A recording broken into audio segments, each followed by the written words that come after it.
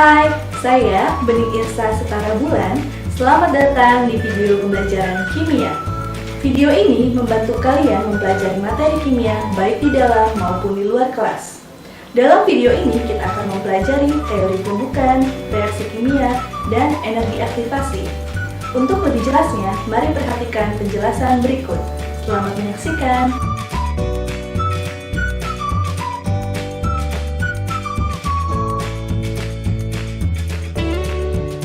Reaksi kimia.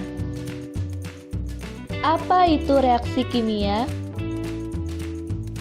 Reaksi kimia adalah proses perubahan suatu zat untuk menghasilkan zat baru, yaitu dari suatu reaksi atau reaktan menjadi hasil reaksi atau produk.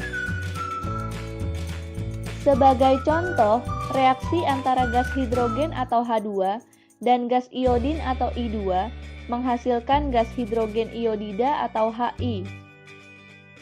Pada reaksi tersebut, H2 dan I2 berperan sebagai pereaksi atau reaktan, sedangkan HI berperan sebagai hasil reaksi atau produk. Reaksi kimia juga terdapat dalam kehidupan sehari-hari, contohnya sebagai berikut: reaksi pembakaran, reaksi perkaratan pada besi, reaksi pembusukan makanan, dan reaksi fermentasi tapai. Pada umumnya, reaksi kimia terjadi disertai oleh suatu perubahan yang dapat diamati, yaitu perubahan warna, perubahan suhu, pembentukan endapan, dan pembentukan gas. Bagaimana suatu reaksi kimia dapat terjadi? Reaksi kimia dapat terjadi karena adanya tumbukan antar partikel-partikel bereaksi. Apa itu tumbukan? Tumbukan adalah peristiwa tabrakan antara dua benda karena adanya gerakan. Tumbukan dalam kehidupan sehari-hari dapat kita analogikan seperti peristiwa tabrakan mobil, peristiwa tabrakan antara bola biliar, dan peristiwa tabrakan antara bola bowling dan pin bowling. Dalam tumbukan, dua benda dapat sama-sama bergerak, atau dapat juga satu benda bergerak dan benda lainnya diam. Dalam reaksi kimia, tumbukan adalah peristiwa tabrakan antara partikel-partikel bereaksi untuk menghasilkan produk. Apakah setiap tumbukan menghasilkan reaksi? Perhatikan ilustrasi berikut. Ilustrasi ini menunjukkan bahwa plastisin berwarna putih dan hitam ketika bertabrakan tidak selalu menghasilkan produk yang berupa plastisin dengan campuran warna putih dan hitam. Dengan demikian, dapat kita simpulkan bahwa setiap tumbukan antara partikel-partikel bereaksi tidak selalu menghasilkan produk.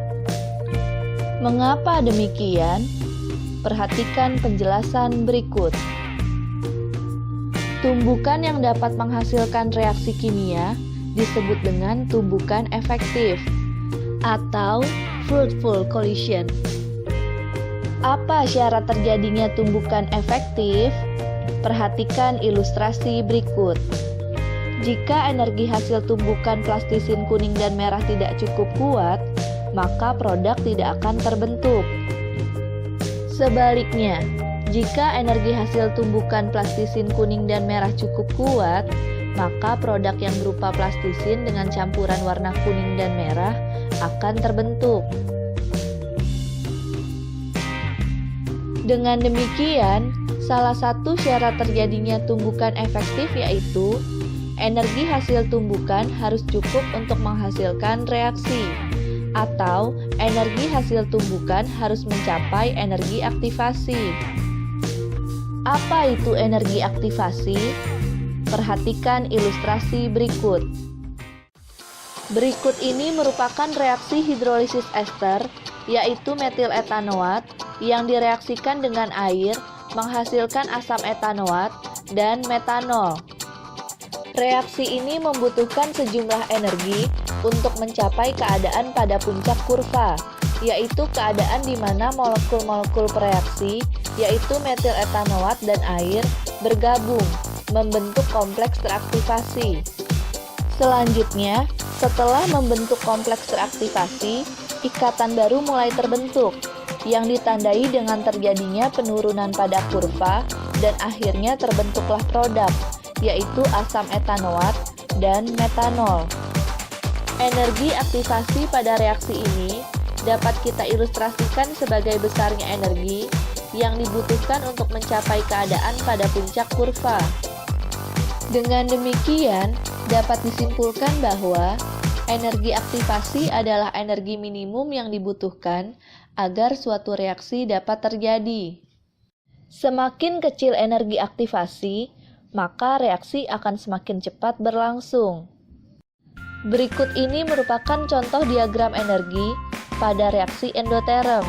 Pada diagram energi reaksi pembentukan HI ini, A menunjukkan besarnya energi aktivasi pada reaksi tersebut.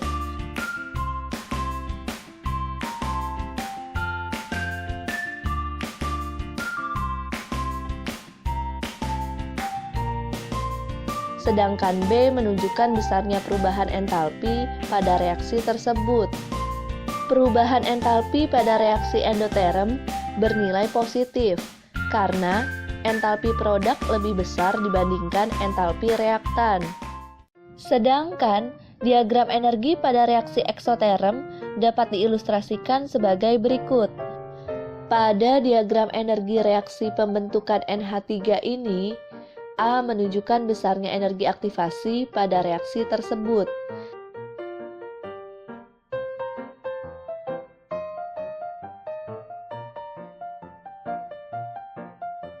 Sedangkan B menunjukkan besarnya perubahan entalpi pada reaksi tersebut.